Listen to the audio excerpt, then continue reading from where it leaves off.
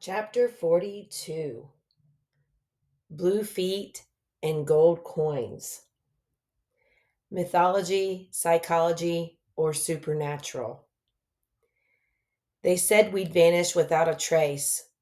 We left offerings at every gate. Tree of Wampus.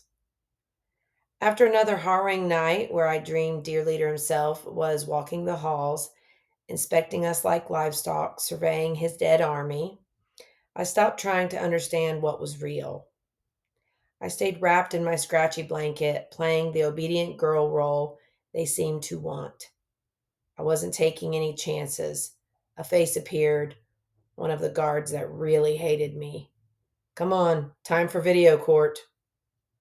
I didn't know what that meant, but I followed, dancing inside that I was out of the cell. They led me to a screen where a beautiful too young judge appeared in some other dimension, pixel perfect, glowing like an Instagram filter. It felt like a dream sequence. Sparkles even floated around my face on the screen. Had they put a filter on my report from hell? I didn't know what was happening. They said something about my $1,000 bond being waived. Couldn't have been more than 15 minutes, maybe only 5. I'd love to see that tape. Back in my new cell, something shifted. The hallway seemed longer, more doors, more silence. Endless solitary units. A thought appeared, uninvited. They won't find you in here. I tried to shake it, but it wouldn't leave. My nervous system screamed that something was wrong, and then I looked down. My feet, turning blue.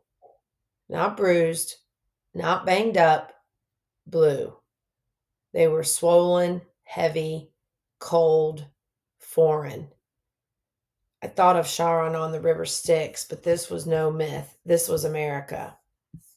I started knocking, banging. I have friends and family waiting for me. You need to let me out. You can't keep me here. No one answered. The guards wouldn't meet my eyes. Something inside me crumpled. Was this it? Had I been swallowed? Was this the moment they disappeared me for real?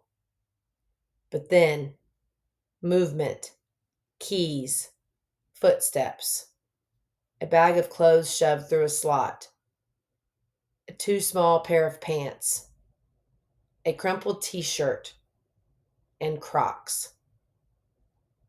They were letting me go.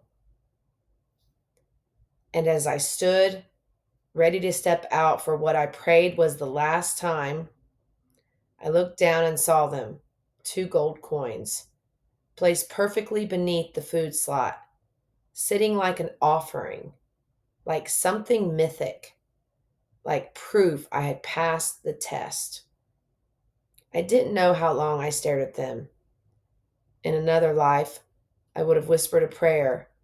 In this one, I just knew. I'd survived the underworld, and I had seen the tokens to prove it. On the walk out, I heard voices. 2 women, one sobbing so hard her voice barely made sound, the other screaming at full force. It broke something in me. Either of them could have been me. Maybe they were me. The versions of me that didn't make it. The threads the system tried to rip from the loom. But I had a trump card the machine couldn't process. My mother had shown up, in person, in the flesh. After hearing I'd been arrested and held, she'd driven up from Florida. No questions, no delay. She arrived, and that, I believe, saved my life. Because it's easy to disappear someone on paper. Harder when their mother's face is right there, staring you down, eyes like flares. So they let me out. No apology, no explanation, no phone, no ride. No way to know my mother had been there. I walked home again, alone, for the 3rd time in as many days. Bruised, bloodied, rattled, but alive. And, universe willing, they'll never cage me again. Ancestor whisper, gatekeeper of the threshold. You were marked, but you were also protected. We've walked with women like you for centuries. When they locked the gates, we carved new paths. When they chained your limbs, we slipped fire between your ribs. When they dropped you into the belly of the beast, we placed gold at the exit so you would remember you were never walking alone.